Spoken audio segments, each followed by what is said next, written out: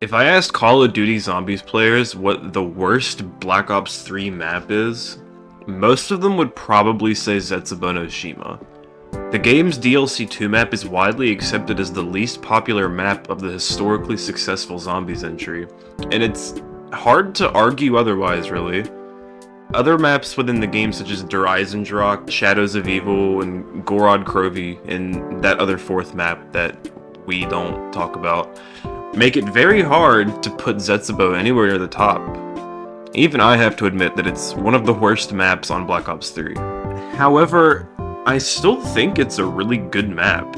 And you might be saying, but didn't you just say it's one of the worst maps on Black Ops 3? Well, yes, but just because something is the worst of a bunch doesn't mean that it's objectively bad. It's all about perspective. Zetsubou has a lot going for it in terms of gameplay and design, and I'm honestly not scared to admit that it's one of my personal favorite maps. The map does so many things right, and I'm always left really confused when I see people ranking it poorly on their tier lists. But what does the map do so well for me to make a big deal out of this? Well, that's what we're going to get into in this video.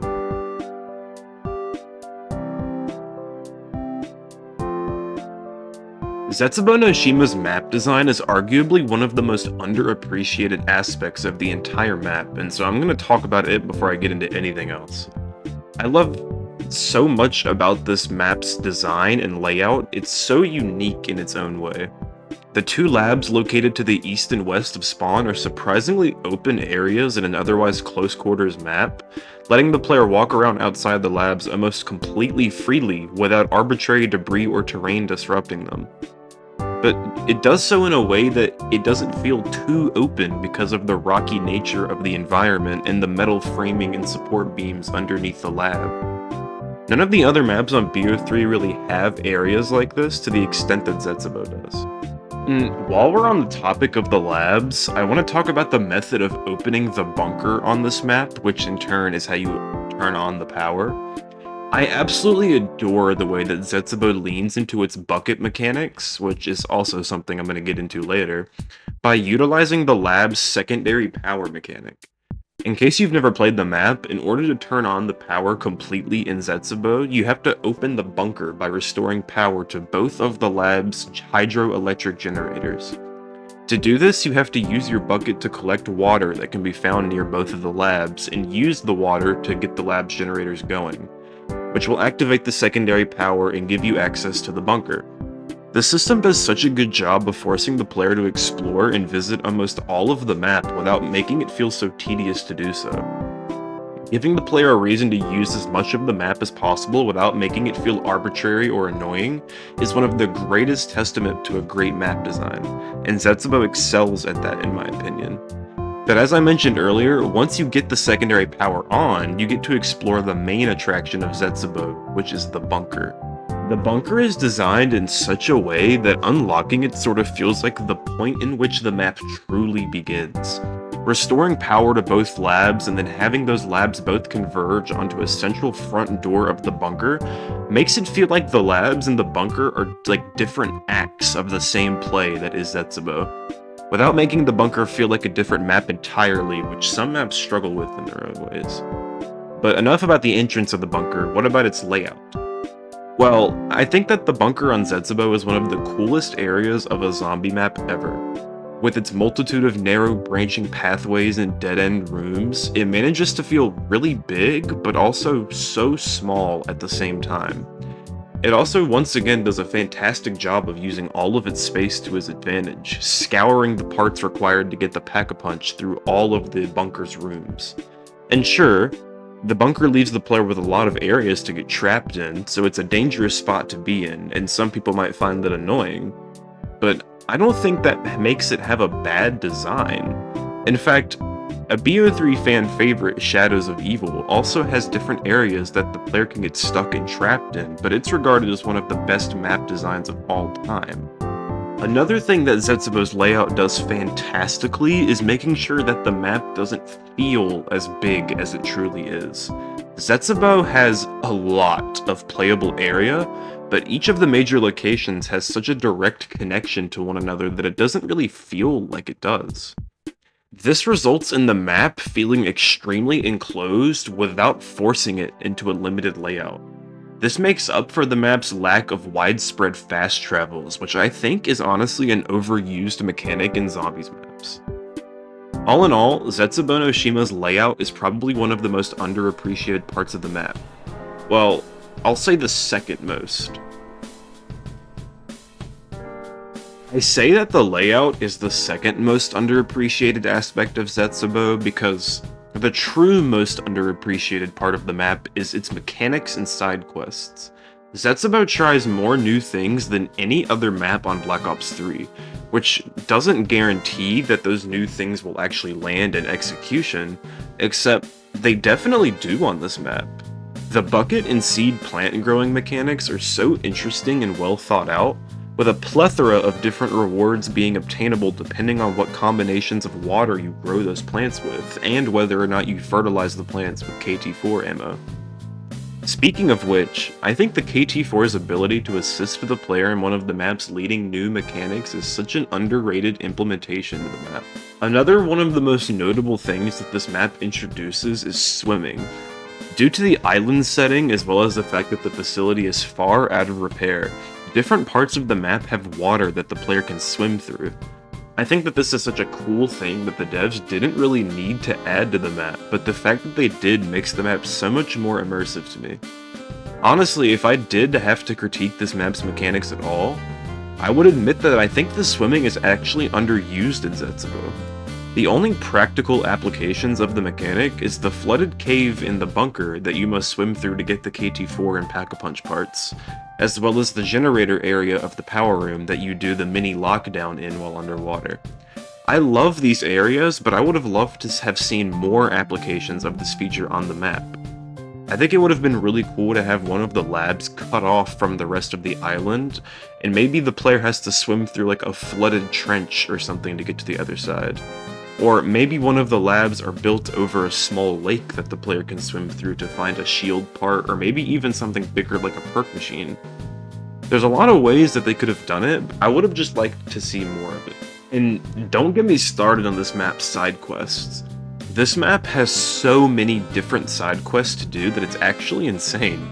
The KT4 upgrade quest, and the Skull of Nansapwe, the gas mask, the shield, the clone plant, the bulbs, the friendly thrasher, the spider bait, that cool co-op jump scare you can do if you stare at the bunker tubes. There are just so many things to do on this map, and they all feel so unique, and they're actually fun to do in my opinion. And the best thing about the side quests is that you don't even need to do all of them to get high rounds on this map. You can literally do the KT4, the skull, and the shield, and you'll be ready to go for high rounds. You could get whatever round you wanted on this map without even knowing what the heck a friendly thrasher is, and I think that's the hallmark of a great side quest. Not doing it doesn't hinder you at all, but choosing to do it has its own rewards and benefits. The reason I call this map's mechanics and quests underappreciated is because people love to meme on things from this map, like the plant growing, when I genuinely think that they are fun mechanics. Yes, sometimes it can be tedious to keep watering your plant at the end of every round, but the glory of the plant mechanic is that you really don't have to do it if you don't want to.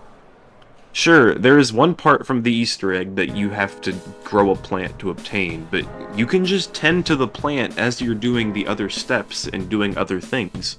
It's not something you need to babysit. You can just check on it once per round, and that's that, you'll get your part. I say this map's mechanics are underrated because people call the map a plant growing simulator or things like that, when in reality there's way more to the map than that.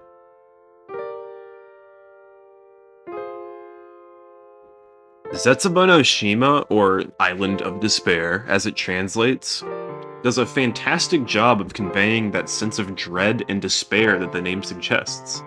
Everything from the overgrown nature of the island to the grim and hopeless feeling of the bunker's horrific laboratory fills the map with an overbearing sense of hopelessness, and you can just feel that so many unfortunate souls did not make it off of this island alive. And then that hopelessness compounds as you realize that you're gonna join them soon, with no one coming to rescue you. I truly adore this map's ability to convey such emotions with its imagery, even more so than ever due to the fact that the zombies maps of the current day failed to do the same, which I touched on in one of my previous videos that I highly recommend you check out after this one if you haven't already, if you want to hear me ramble about COD Zombies more. I truly think that Zetsubou no Shima is one of the greatest maps in Black Ops 3 at driving the dread and despair into the player that the classic maps of the golden days used to provide. The section isn't as long as the others because I simply just didn't have as much to bring up, but I absolutely had to mention the few things I did. Hi, I didn't even write this in my script, so I'm glad I remembered to bring it up, so I'm just gonna touch on it now at the end of everything else. Something that I like about this map a lot is its Easter egg song. If you don't know, every map in Zombies has a secret song that you can activate by interacting with things around the map. And the Easter egg song for Zetsubou no Shima, Dead Flowers, is really good. I like it a lot, and if you haven't listened to it, I really recommend you do. It's a really good song. And I just wanted to tack that on at the end here because it's honestly one of the reasons I like this map so much. Also, speaking of music, if you've liked the music you've been listening to in the background this whole time during the video, I actually made that music, so yeah. I upload music on this channel too sometimes.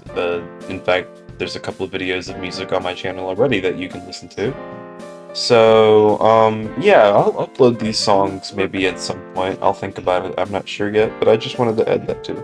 I hope this video has convinced you to appreciate Zetsubou no Shima as much as I do, or at the very least appreciate it a little more. I think this map is criminally overhated due to its buggy launch that it had, and I also think that because it's very different compared to the other maps in Black Ops 3. But I think it deserves way more love than it actually gets. Now, does everything I've brought up make Zetsubou better than a map like Dryzendrach or Gorod Krovi? Not really. Even with everything I've described, Zetsubou no Shima is still arguably the worst map in Black Ops 3. But that's okay. It's okay because even though it's the worst map, being worse doesn't mean it's bad, as I've described in this video. It's simply at the bottom of an elite list of zombies maps from the greatest zombies game of all time. And it may be the worst map on that list, but it's on that list. So many people regard this map as a C tier or D tier map, and I think doing that completely fails to appreciate the detail and thought put into its creation. It's okay to call Zetsubou no Shima your least favorite Black Ops 3 map, but that doesn't mean you have to not like it at all. Thank you for watching this video. If you enjoyed it, I really hope you did. Please drop a like or subscribe if you haven't already. I would really appreciate that. This video isn't as long as the other one. I believe it's going to be a few minutes shorter than the last video I dropped on COD, but that's okay. I wanted to make this one longer, but when I was done writing the script, I noticed that it wasn't going to be longer, and I really didn't want to ruin what I had because I liked the script I had. But I'm kind of rambling now, so yeah, thank you for watching. I'll catch you in the next one. Goodbye.